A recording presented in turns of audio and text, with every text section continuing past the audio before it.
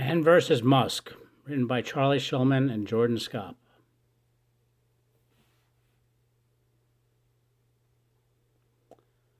Hi everybody, how's it going? Thanks for coming, I'm Jordan. Welcome to Man vs. Musk, a show, a comedy, a call to action, a political movement that requires our attention and focus. More on the Musk matter later.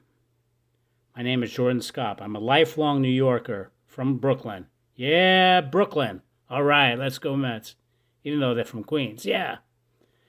I'm also a realtor and a wannabe do-gooder.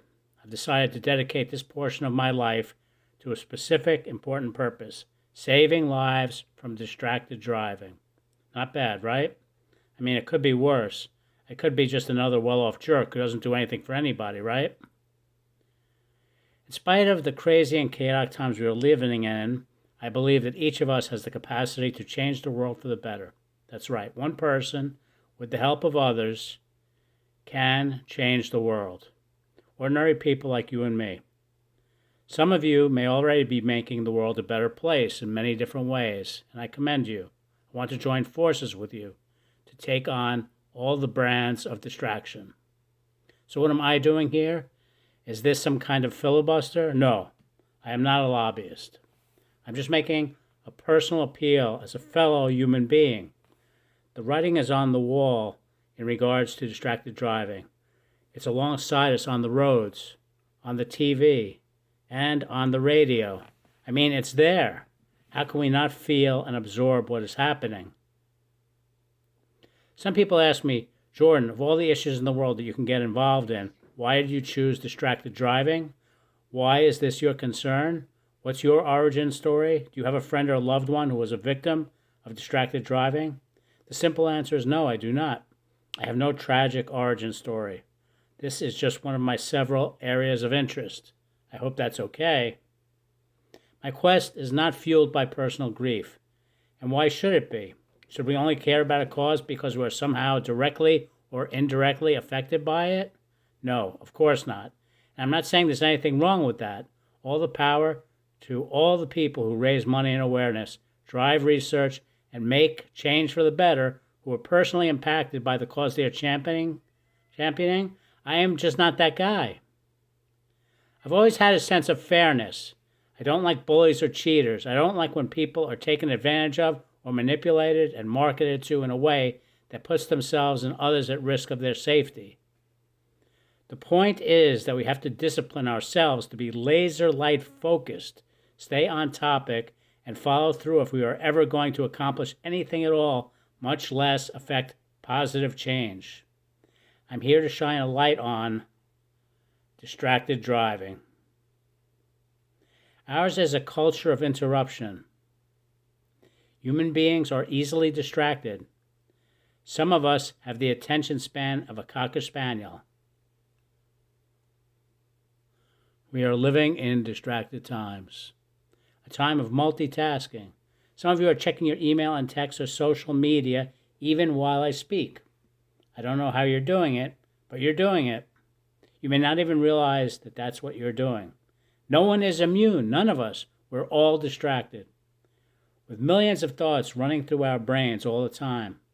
But please, don't drive at the same time. That's all I am asking. Pay attention to the road and the other distracted drivers you have to deal with. Isn't that enough? The answer to this predicament lies within. I'm calling on a group effort to make individual personal change. Every one of us needs to pivot and do something to improve in the struggle against our own distraction, especially when we're in the car. We all have our idiosyncratic ways in the car of coping with the possibility of distraction.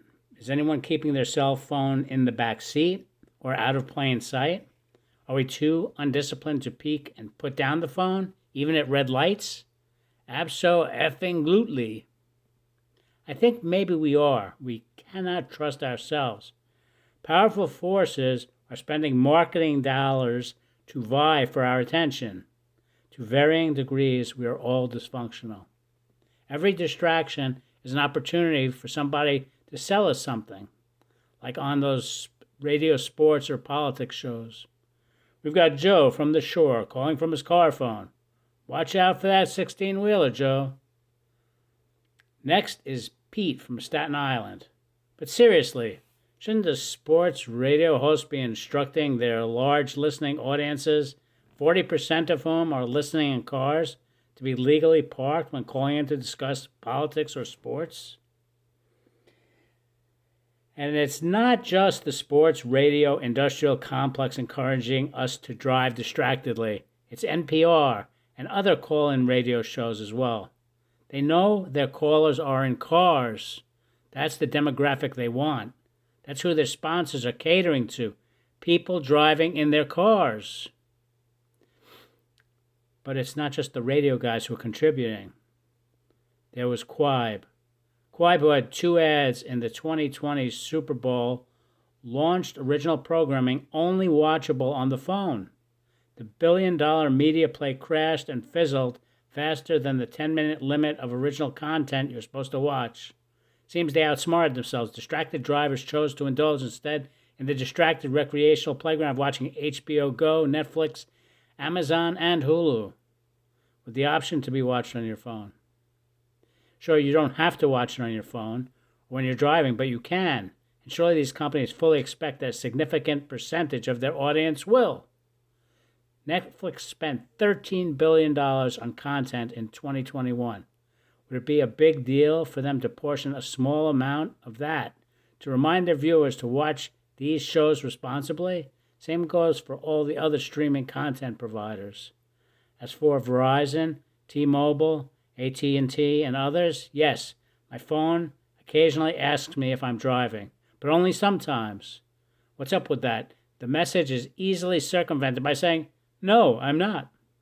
March 2021 was Distracted Driver Awareness Month for Verizon. Did you know it was Distracted Drivers Awareness Month? I guess drivers' awareness isn't that important to them the rest of the year. The telecommunications companies all have websites that say, don't be a distracted driver. But why would anybody go to a website like that? They're doing the absolute minimal requirement, and it's so obviously and painfully wrong. I propose that these companies be called out for not being good citizens. Do the right thing, the moral and ethical thing. Because, let's face it, these companies have not shown any regard for public safety. Look at these commercials that are clearly targeting 200 million potential distracted drivers. Yes, it's difficult to believe. What has the world come to? They're selling cars to actually encourage distracted driving. They're paying ad agencies to come up with this. Look at the young women taking selfies while they're driving. This kind of behavior should be discouraged. It should be unlearned. Instead, it is being celebrated as the norm. I have chosen to devote myself and my resources to starting this conversation because, let's face it, somebody needs to do this. I am the self-appointed czar battling against distracted driving, trying to create these difficult conversations and move us all forward on solutions to this problem. This issue, more than any other issue I'm working on, really needs a billion-dollar effort. I'm hoping that someone with deeper pockets than me will be moved to step in my shoes and lead the way to safer, less distracted driving. In the event of my death, hopefully not by a distracted driver, I have instructed the executor of my estate to take out full-page ads in major newspapers and publications warning the public against the perils of distracted driving. I understand this may seem excessive or over the top, but somebody has to start this conversation we're having with the rest of America. This is a bipartisan issue. This is something we can all get behind as Americans. No discussion of this topic can be complete without addressing the elephant in the room. Elon Musk built his electric car company Tesla around the promise that it represented the future of driving. However, Musk has been intentionally tone-deaf to the epidemic of distracted driving. Fact, he has built his empire disempowering drivers from the ability to pay attention and keep their car on the road. Why are we giving up on man's ability to be a safer and more effective driver than a robot? Have we thrown in the towel on fighting for mankind to be better than technology? Should we really give up control of our own fate so Elon Musk and others can profit? Why? Because he says we should? Have we really become this lazy? Tesla has a feature called ludicrous mode. I know it sounds like a power energy drink.